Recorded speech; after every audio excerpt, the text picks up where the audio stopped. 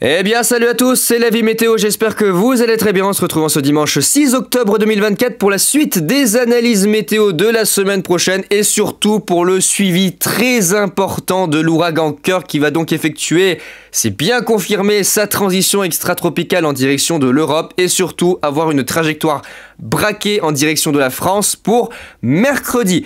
À l'heure actuelle, on a deux choses. La trajectoire qui est donc actée est sûre à 100%. Kirk va nous impacter mercredi et on va le prendre en pleine poire, ça c'est sûr, je vous le dis, c'est acté. Et de l'autre côté, l'intensité de Kirk lorsqu'il va effectuer sa transition extratropicale reste encore entre parenthèses avec des interrogations. Je vais vous montrer aujourd'hui ce que les modèles prévoient, mais attention, attention, attention. Là, à l'heure actuelle, on a certains modèles, et notamment, vous allez le voir ici, le modèle allemand ICON, qui se montre très agressif avec un scénario véritablement catastrophe, une espèce de 99 bis sur la façade atlantique, avec, vous allez voir, des valeurs absolument délirantes. Ça ne veut pas forcément dire que c'est vrai pour le moment, mais j'ai une très mauvaise intuition sur ce qu'il va se passer, tout simplement, je vais vous expliquer pourquoi. Parce que les paramètres atmosphériques pourraient être réunis pour nous former mercredi matin une bombe météo au nord-ouest de l'Espagne, dans le golfe de Gascogne. Je mets tout ça entre parenthèses, je vais y garder, on va dire pour le moment, sous réserve. Par contre, si ça se confirme et si ce que je craignais se réalise, je lance une alerte dès demain. Dès demain, si vraiment les modèles ne bougent pas, je lance une alerte très importante au risque de violentes tempêtes pour mercredi. Et là, je vous le dis, il faudra vraiment suivre l'actualité et suivre les prévisions dans le détail. Si ça se confirme, attention, je dis bien si ça se confirme. Je vais reprendre du coup avec vous, là, depuis vendredi, je vais reprendre un petit peu les centres d'action et la synoptique qui se dégagent. Vous allez voir que ça n'a pas beaucoup changé. On a quand même eu un ascenseur émotionnel. Là, on a l'ascenseur émotionnel qui se fait depuis que Kirk est apparu sur les modèles. Là, notamment ce week-end. Un coup, c'est vu en simple coup de vent, puis d'un coup, violente tempête, puis recoup de vent, violente tempête. Alors, on sait pas trop. Vous voyez, c'est un coup en haut, un coup en bas. On sait plus où donner de la tête. À l'heure actuelle, il semblerait, en tout cas, de ce que je vais vous montrer sur le modèle ICON, que les scénarios tirent à la catastrophe. À prendre avec beaucoup de précautions, mais les scénarios commencent à vraiment partir en vrille et ça risque de faire très très mal. En tout cas, ça semble être, ce que je craignais il y a une semaine quand je vous en ai parlé, ça semble être l'événement de l'automne 2024, voire même de l'année 2024. S'il n'y a pas pire que ce qu'on a de prévu de mercredi, ça pourrait être l'événement 2024. On verra bien. En tout cas, je sens que ça va très mal se passer. Moi, je vous dis, ça va très mal se passer la semaine prochaine. Avant tout ça, juste, on revient quand même, on revient sur la situation actuelle du début de la semaine, avec toujours notre dépression sur l'Atlantique, sur les îles britanniques, qui va nous engendrer un épisode méditerranéen entre lundi et mardi, avec des orages, avec de fortes pluies du vent de sud, des cumuls importants sur les Cévennes, de 100-300 mm, sur toute la façade est du pays, entre 100 et 150 mm attendus sur Auvergne-Rhône-Alpes, Bourgogne-Franche-Comté, ça pourrait même déborder jusque sur les Vosges, la région PACA, la Corse, pas mal de pluie également du côté du Massif central. Donc là, on va avoir déjà un premier épisode d'intempéries qui va se faire sur la moitié est du pays, entre lundi et mardi, alors surtout mardi, c'est là que ça va être le pic de ce côté-là. Donc un épisode méditerranéen avec du vent, de fortes pluies, un risque d'inondation.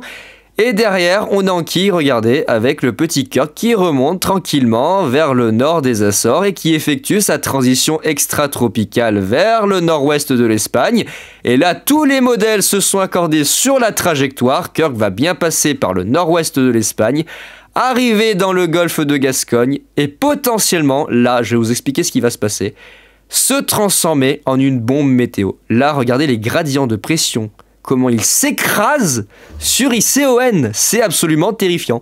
J'ai pas d'autre mot, c'est terrifiant d'avoir un modèle qui annonce des gradients de pression aussi resserrés.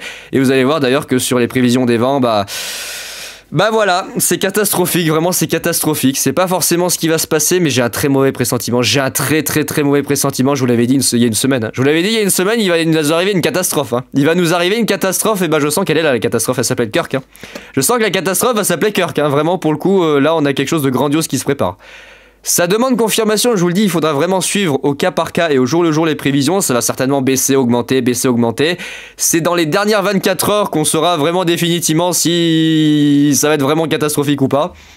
D'ici là, on va continuer à avoir des sueurs froides et avoir des sensations fortes sur les modèles. Donc là, regardez, on voit très bien la transition extratropicale de Kirk vers le nord-ouest de l'Espagne. Il reprend dans le golfe de Gascogne. Et là, on a une phase...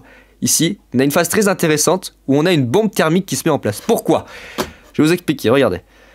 sur les températures à 1500 mètres, sur l'anomalie, excusez-moi, sur l'anomalie de température à 1500 mètres.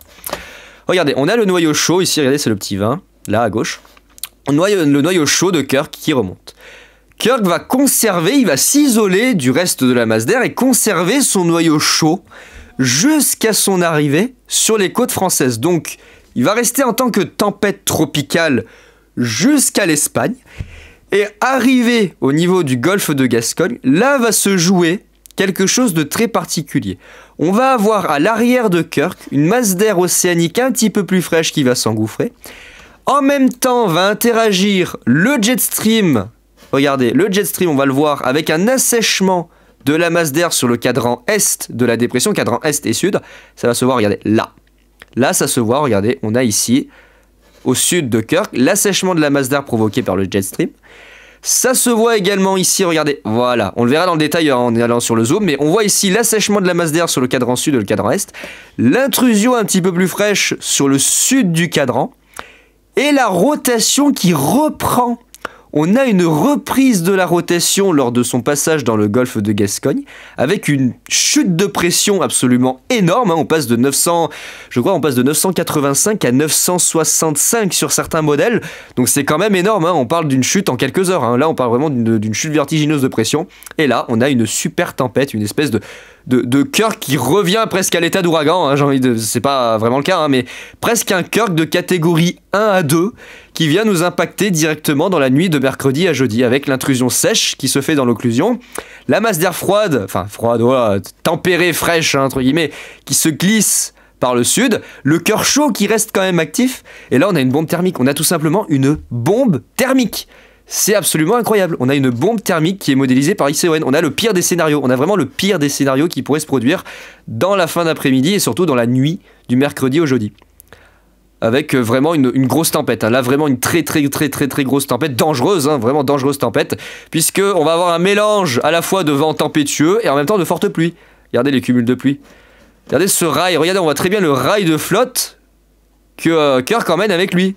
Regardez. Ça emmène toute la flotte, tout l'air subtropical finalement, tout l'air chaud que Kirk mouline dans son cœur, bah ça accompagne les fortes pluies, regardez.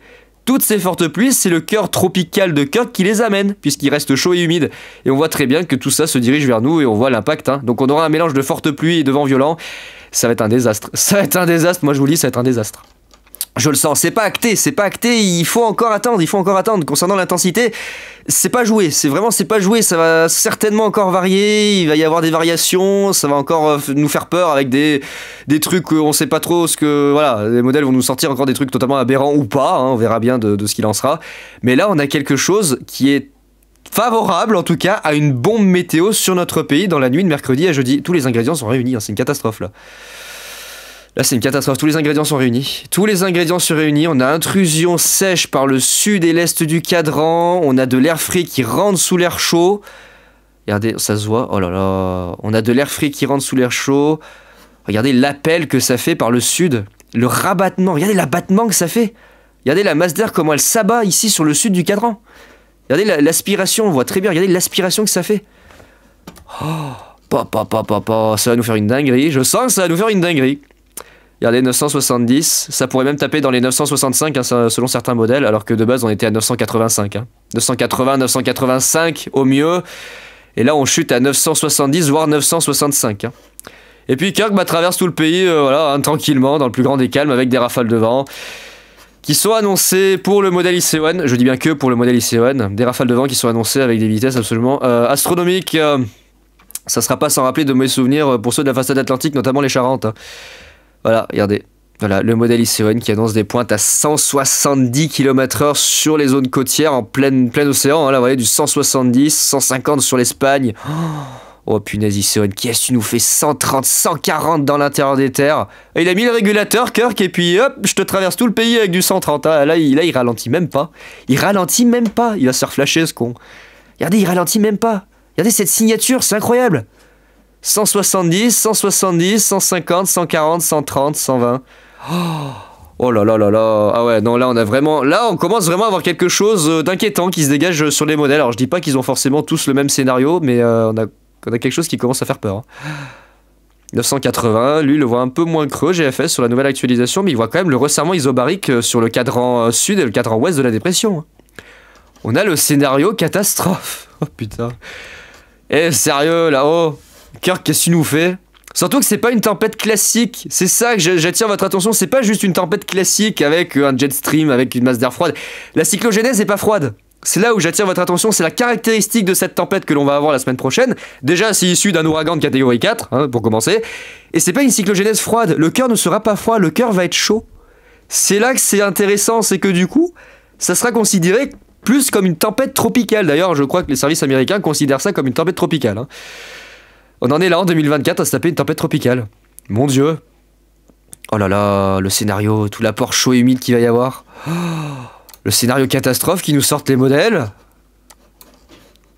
Qu'est-ce que... Oh là là, les doses de pluie, ça va être n'importe quoi. Entre le vent et la pluie, ça va être n'importe quoi. Les arbres, ils vont pas aimer. Hein.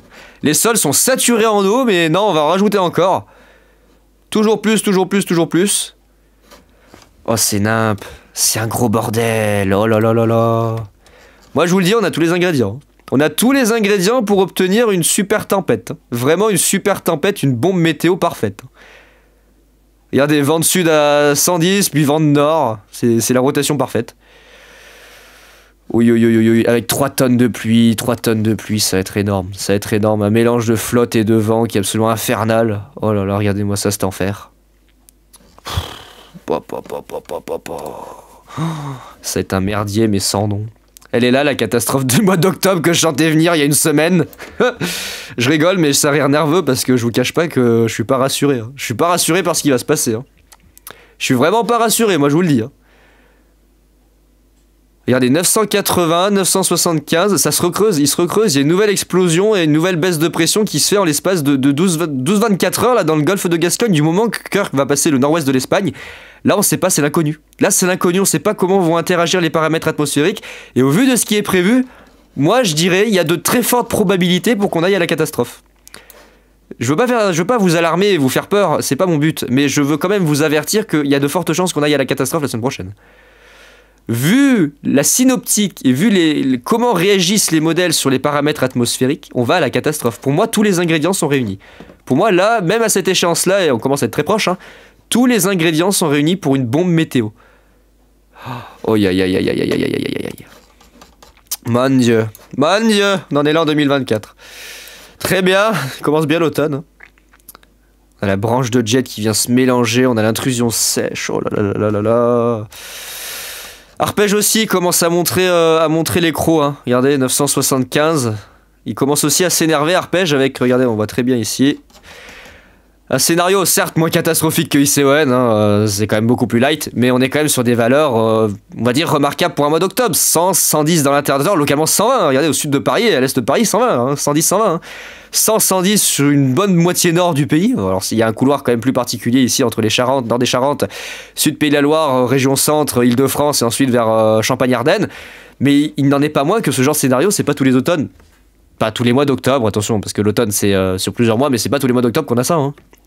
Surtout, je répète, dans le caractère de cette tempête. Elle est pas classique. C'est là que j'attire l'attention, c'est que c'est pas une tempête classique. C'est un ouragan qui vient directement nous impacter, en fait. C'est directement un ouragan qui vient chez nous. Certes, ça deviendra une tempête, ça s'appellera plus ouragan Kirk, ça deviendra une tempête, mais c'est, dans les caractéristiques, c'est un ouragan. C'est un truc de fou. C'est vraiment un truc de fou. Oh là là là là là là. Attendez, je vais aller voir sur Windy, je vais aller voir ce que CEP il annonce au niveau des rafales de vent. Je suis pas allé voir encore là au niveau des accumulations, qu'est-ce qu'il prévoit le coco. Ouf, ça va faire mal. Ça va faire mal. Alors quand même bien light, hein, je trouve ça va faire mal, mais je trouve qu'il est quand même, ouais, il est serein. CEP serait très serein sur les rafales de vent, alors, sauf côté espagnol, où là, c'est la fin du monde.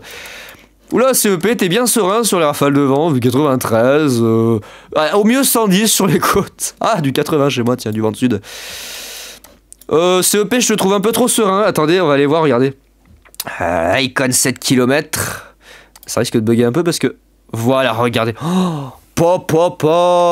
regardez-moi ça, le Icon. Regardez-moi ça, ICON, du 171. Regardez, du 160, 170.